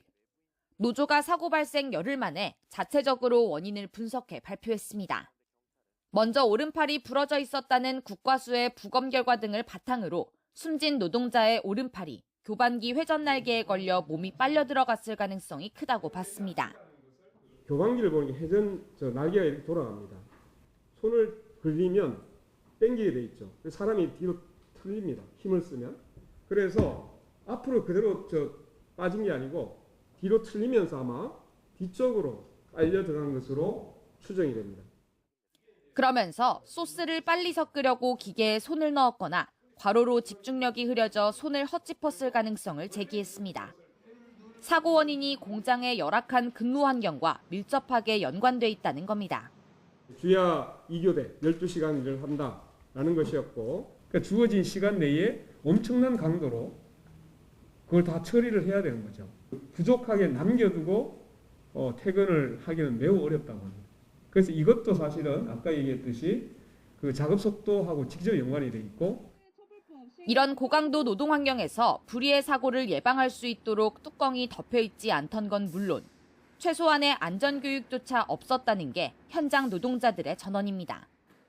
2인 1조 매뉴얼이 현장에서 어떤 식으로든 작동하지 않았다는 것과 매뉴얼을 본 적도 교육받은 적이 없다는 것으로 인해서 가짜로 사인만 받는 거죠. 했다고. 뭐 회사는 사인 받았으니까 그 정도로 내밀겠죠. 근데 실제로는 안 하고. 앞서 국정감사장에선 SPC 계열사 대표는 이번 사고에 대해 사과하며 고개를 숙이면서도 책임 소지에 대한 명확한 답은 내놓지 않았습니다. 덮개가 있는데도 안 덮었다라고 하면 그건 관리를 하시는 회사의 책임입니까? 아니면 이 작업자의 책임입니까? 그걸 묻는 겁니다. 현재 조사 중인 사안에 대해서 제가 어떤 판단을 현재 미리 말씀드리는 것이 좀 부적절해 보여서. 사고 발생 이후 SPC와 계열사 측 대응이 잇단 논란을 빚으면서 불거진 사회적 공분은 불매운동으로 이어지고 있습니다. 특히 직원 안전은 뒷전인 채 이윤만 앞세운다는 비판과 함께 SPC 회장에 대한 책임론도 고조되고 있습니다. YTN 송재인입니다. 사상자 5명이 발생한 경기 안성시 저온 물류창고 붕괴 사고를 수사하고 있는 경찰이 업체 관계자 7명을 추가로 입건했습니다. 경기 남부경찰청 수사전담팀은 어제 원청업체인 SGC 이테크건설과 하청업체인 삼마건설, 제일테크노스의 현장 소장, 감리 등 업체 관계자 7명을 업무상 과실치사상 혐의로 입건했습니다. 앞서 지난 21일 경기도 안성의 저온 물류창고 신축 공사 현장 4층에서 콘크리트 타설 작업 도중 바닥이 무너지면서 노동자 5명이 추락해 3명이 숨졌습니다. 올해 3분기 전국 건설 현장에서 61명이 사고로 숨진 것으로 나타나 중대재해처벌법 시행에도 불구하고 대형 건설사들의 안전관리가 여전히 미흡한 것으로 나타났습니다. 특히 시공능력평가 상위 100대 대형 건설사 현장에서 18명이 숨졌는데 이는 지난해 3분기보다 50% 늘어난 수치입니다. 국토교통부는 올해 3분기 가운데 사망사고가 발생한 100대 건설사는 모두 14곳이라고 밝혔습니다. 어제 푸르밀의 원유를 납품해온 원유 농가에 이어 오늘은 푸르밀 노조원들이 사업 종료와 정리 해고를 규탄하는 결의대회를 열었습니다. 이 중엔 대를 이어 푸르밀에서 일하던 아들이 결혼식을 일주일 앞두고 아버지와 함께 해고 통보를 받은 사연도 있었습니다. 이승윤 기자입니다. 유제품 기업 푸르밀 본사를 향해 우유를 던지며 울분을 토로하던 원유 납품 농가에 이어 이번엔 대구와 전주 공장 직원들이 본사로 상경해 정리해고를 규탄하는 결의대회를 열었습니다. 특히 전주 공장에서 37년간 일해온 장도영 씨는 해고 통보에 서운함이 이만저만이 아닙니다. 아들도 푸르밀에 취업해 함께 일할 정도로 회사에 대한 자부심이 적지 않았기 때문입니다. 제 아들도 여기를 다닌다라는 그런 자부심을 갖고 일을 했습니다. 근데 어제 아들이 게시판에 자기 청첩장을 붙이면서 전화가 와서 아빠 이걸 붙여야 되는지 청첩장을 보면서 너무나 마음이 아팠어요.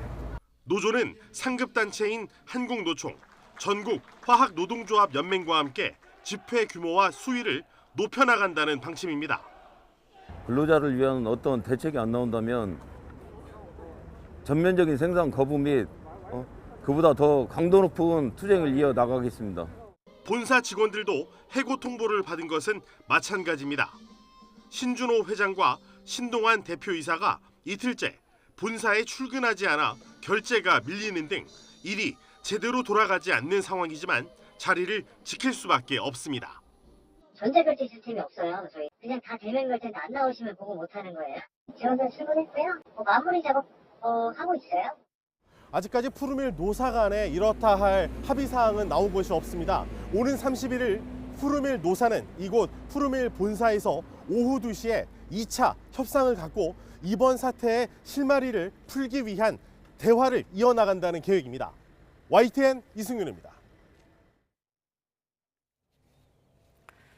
네, 어젯밤 경기 광명시에 있는 한 아파트에서 새 모자가 숨진 채 발견됐습니다. 네, 숨진 여성의 남편이자 아들의 아버지가 처음 신고했는데 경찰은 이 남성을 살해 혐의로 긴급 체포했습니다. 취재기자 연결해 자세히 알아보겠습니다. 정인용 기자. 네, 사회일보입니다. 네, 최초 신고자 남편을 긴급 체포했다. 자, 먼저 새 모자가 숨졌다는 신고 언제 처음 들어온 겁니까? 네, 어젯밤 11시 반쯤입니다. 경기 광명시 한 아파트에 사는 40대 남성 A씨로부터 외출 후에 집에 돌아오니 가족이 숨져 있었다는 신고가 119에 접수됐습니다. 경찰과 소방이 출동했더니 40대 아내와 10대 아들 2명이 모두 거실에서 숨져 있는 상태였습니다.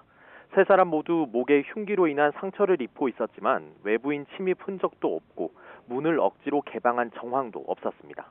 그런데 경찰은 남성 A씨를 살인 혐의로 긴급 체포했습니다. 경찰이 아파트 일대를 수색한 결과 인근 풀숲에서 범행 흉기와 옷가지를 발견했는데 A씨 소유로 확인됐던 겁니다. A씨는 결국 범행을 시인했습니다. 애초 A씨는 범행을 철저히 은폐하려고 한 거로 수사 과정에서 드러났습니다. A씨는 두 아들과 아내를 잇따라 살해한 뒤 아파트 CCTV가 비추지 않는 통로를 통해 집 밖을 몰래 빠져나와 흉기와 옷가지를 버렸습니다. 특히 범행 이후 알리바이를 만들기 위해 PC방에서 애니메이션을 시청하는 등 2시간을 보내다가 돌아와 119에 신고하기도 했습니다. 경찰 조사 결과 A씨는 1년 전 실직한 후로 아내와 경제적 문제로 자주 다퉈온 거로 파악됐습니다. 최근에는 이혼 얘기도 오가는 등 불화가 있었던 거로 전해지는데 이 때문에 살해했을 가능성이 있는 거로 경찰은 의심하고 있습니다. 경찰은 내일 오전 중으로 새 모자를 부검해 정확한 사망 원인을 파악하고 A씨와 아내 소유의 휴대전화도 분석해 구체적인 범행 동기를 규명할 방침입니다. 지금까지 사회일부에서 전해드렸습니다. 네, 새 모자 살해 사건 속보였습니다. 유럽을 순방하고 있는 오세훈 서울시장이 스위스 로잔에서 IOC 위원장 등을 만나서 2036년 하계올림픽 유치를 위한 외교전에 본격 시동을 걸었습니다. 오 시장은 서울의 인프라 측면 등 올림픽 개최에 준비된 도시임을 적극적으로 설명했습니다. 차유정 기자가 보도합니다. 스위스 로잔에 있는 국제올림픽위원회 IOC 본부. 이곳에서 매년 올림픽 도시연합 회의가 열리는데 오세훈 서울시장이 이 회의에 참석했습니다. 세계올림픽 도시연합은 올림픽을 개최했거나 개최 의지가 있는 22개국 43개 도시가 회원으로 있으며 서울시도 2019년 가입했습니다. 회의 직후에는 바흐 IOC 위원장 등 주요 인사들을 따로 만나 면담도 했습니다. 오 시장은 서울이 2036년 하계올림픽 개최에 준비된 도시임을 적극적으로 피력했습니다. 무엇보다 88 올림픽 당시 시설을 전면 개축하고 있는 등 인프라 걱정이 없다는 점을 내세웠습니다. 저희가 앞으로 한 7, 8년, 늦어도 10년 내에는 잠실 일대의 마이스 스포츠 단지가 새로 싹 새 단장이 될 거다라는 말씀을 드리면서 정말 거기에 대해서 인상 깊다 하는 말씀이 있었습니다. 유치 여부가 내후년쯤 결정되는 가운데 서울시가 이번에 유치에 성공하게 되면 우리나라는 미국과 영국 등에 이어 2번 이상 올림픽을 개최하는 7번째 나라가 됩니다. 오 시장의 이번 행보는 올림픽 개최를 위한 외교전에 본격적으로 시동을 건 것으로 풀이됩니다. 지난 2019년 이후 올림픽 개최지 선정 방식이 경쟁 투표에서 IOC 내부 검토로 변경된 만큼 시는 국가 단위의 공격적인 유치 전략보다 조용히 서울의 유치 필요성을 홍보할 계획입니다. 다만 적자 올림픽 우려는 여전하다는 점, 2030년 부산 엑스포 유치전과 겹쳐 정부와 사전 조율이 필요하다는 점 등은 실제 유치를 추진하기까지 풀어야 할 과제입니다. YTN 차유정입니다. 네, 인도계 이민자 가정 출신으로도 주목을 받고 있는 리시 수넥 전 재무장관이 57대 영국 총리로 공식 취임했습니다. 수넥 총리는 첫 대국민 연설에서 트러스 전 총리의 잘못을 즉시 바로잡겠다고 밝혔습니다. 이상순 기자의 보도입니다. 리시 수넥 영국 총리가 관례대로 런던 다우닝가 10번지 총리실 앞에서 첫 대국민 연설을 했습니다. 수넥 총리는 감세안으로 금융시장을 뒤흔들고 44일 만에 사임한 트러스 전 총리가 남긴 후유증부터 수습하겠다고 밝혔습니다. And I have been elected as leader of my party and your prime minister, in part, to fix them. 수넥 총리는 코로나19 여파와 우크라이나 전쟁 등으로 경제 위기가 심각하다고 경고했습니다. 이에 따라 경제 안정이 핵심 과제겠지만 그렇다고 재정 건전성을 포기하지는 않겠다고 강조했습니다. The government I lead will not leave the next generation, your children and grandchildren, with a debt to settle that we were too weak to pay ourselves. 수넥 총리는 연설에 앞서 버킹엄궁을 방문해 찰스 3세 국왕을 아련하고 총리에 임명됐습니다. 지난달 엘리자베스 2세 여왕 서거 후 즉위한 찰스 3세가 임명한 첫 총리입니다. 또 최초의 비백인 총리이자 올해 42살로 210년 만에 가장 젊은 총리이기도 합니다. That wouldn't have been the case even 10 years ago, and certainly not 20 years ago. So I think that is a change in our public life, a change in our politics, and probably does reflect broader changes in professional life in Britain. 리즈 트러스 전임 총리는 앞서 마지막 내각 회의를 하고 총리실 앞에서 연설을 했습니다. Our country continues to battle through a storm. But I believe in Britain. I believe in the British people. And I know that brighter days lie ahead. Thank you. 트러스 전 총리는 이날 회의와 연설에서 자신의 감세를 통한 정책이 옳았다고 거듭 강조하고 사과는 한마디도 하지 않았습니다. YTN 이상순입니다. 조 바이든 미국 대통령도 리시 수넥 신임 영국 총리와 전화 통화를 하고 취임을 축하했다고 백악관이 현지 시각으로 25일 밝혔습니다. 백악관에 따르면 두 정상은 양국 간 특별한 관계를 재확인하고 글로벌 안보와 번영을 위한 협력을 더욱 강화하기로 뜻을 모았습니다. 미국을 비롯해 북대서양 조약기구가 핵 억지 연습을 하고 있는 가운데 러시아도 연례적인 대규모 핵전쟁 훈련을 실시한다고 미국에 통보했습니다. 바이든 미국 대통령은 러시아가 핵무기를 사용한다면 심각한 실수가 될 거라고 경고했습니다. 김원배 기자의 보도입니다. 패트릭 라이더 미국 국방부 대변인은 현지 시간 25일 브리핑에서 러시아로부터 그롬 훈련에 대한 통보를 받았느냐는 질문에 통지를 받았다고 말했습니다. 그롬은 우리말로 우레를 뜻하며 이 훈련은 러시아가 매년 10월 말 실시하는 대규모 핵전쟁 훈련입니다. Yes, the U.S. was notified, and as we've highlighted before, this is a routine annual exercise by Russia. And so in this regard, Russia is complying with its arms control obligations and its transparency commitments to make those notifications. And so that is. 라이더 대변인은 현 시점에서 이 이상 더 제공할 정보는 없다고 말했습니다. 로이터 통신은 미국은 러시아가 과거에 대륙간 탄도미사일을 발사한 전례가 있다는 이유로 이번에도 미사일 발사 훈련을 할 것으로 보고 있다고 전했습니다. 그러면서 이는 신전략무기 감축협정에 따라 미국에 사전에 통보해야 하는 사항이라고 보도했습니다. 러시아가 핵전쟁 훈련에 들어가면서 일각에서는 우크라이나와 서방 국가를 상대로 핵무기 사용 위협 발언을 해온 러시아가 군사훈련을 핵무기 이동의 명분으로 사용하는 것 아니냐는 관측도 나오고 있습니다. 이와 관련해 라이더 대변인은 북대서양 조약기구는 군 준비 태세를 변경하지 않았으며 현 시점에서 전략 태세를 바꿀 어떤 필요성도 보지 못했다고 말했습니다. 또 러시아가 더티밤을 사용할 가능성에 대해서도 우리는 현재까지 러시아가 핵무기나 더티밤을 배치하려는 결정이나 의도가 있다는 어떤 신호도 보지 못했다면서 계속해서 면밀하게 주시할 것이라고 말했습니다. 더티밤은 재래식 폭탄에 방사성 물질을 채운 저위력 방사성 폭탄을 말합니다. 피해가 막대한 핵무기와 달리 일정한 지역에 대한 핵오염을 노리는 무기입니다. 조 바이든 미국 대통령은 러시아가 전술 핵무기를 사용한다면 심각한 실수가 될 것이라고 경고했습니다. YTN 김원배입니다.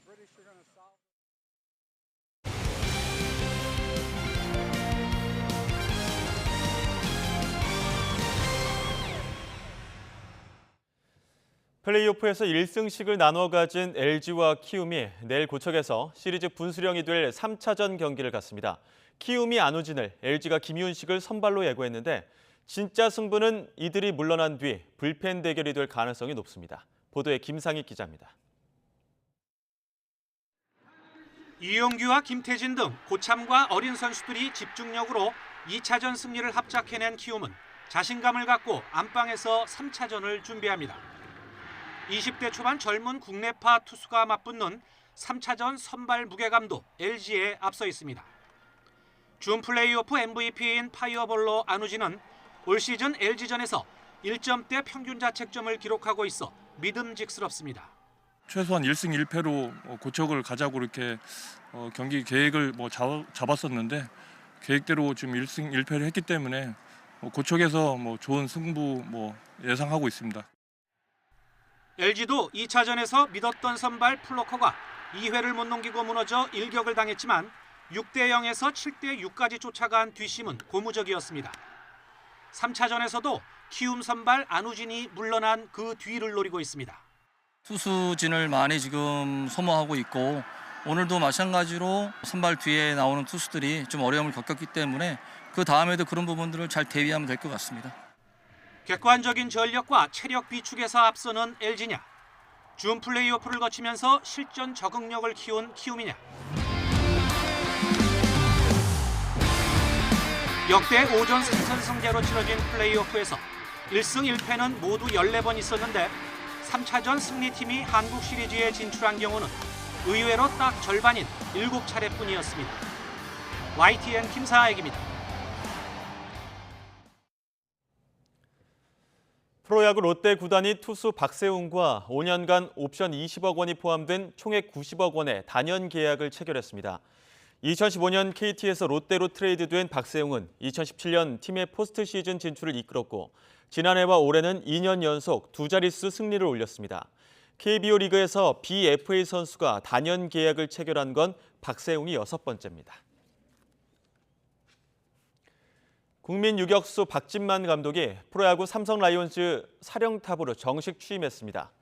등번호는 70번으로 박 감독의 은사 김재박 전 현대 감독이 달았던 번호입니다. 박 감독은 부담감도 크지만 후반기에 보여준 선수들의 모습을 생각하면 2023 시즌이 더 기대된다라고 소감을 밝혔습니다. 늦가을 정취가 무르익고 있습니다. 내일도 완연한 가을을 느끼기 참 좋겠는데요. 내일 서울의 한낮 기온은 19도로 예년 기온을 2도나 웃돌겠고 일교차도 10도 이상으로 크게 벌어지겠습니다. 내일도 내륙지방은 맑은 하늘이 함께하겠습니다. 다만 동풍이 부는 동해안에는 비 소식이 들어있는데요. 내일 늦은 오후부터 토요일 낮까지 강원 영동에는 최고 40mm, 경북 북부 동해안에도 5에서 20mm의 비가 오락가락 이어지겠습니다. 내일 아침 기온은 오늘과 비슷하거나 조금 더 높겠습니다. 내일 서울의 아침 기온은 8도, 광주와 대구는 10도, 부산은 13도로 출발하겠고요. 낮 기온도 오늘보다 높아서 온화하겠습니다. 내일 서울의 한낮 기온은 19도, 대구는 21도, 부산은 22도까지 크게 오르겠습니다. 당분간 내륙 지방은 뚜렷한 비 소식 없이 맑고 일교차가 큰 가을 날씨가 이어지겠습니다. 지금까지 날씨 정보였습니다. 가장 빠른 종합 뉴스 뉴스큐 마치겠습니다. 이어서 이브닝 뉴스가 방송됩니다. 시청해주신 여러분 고맙습니다.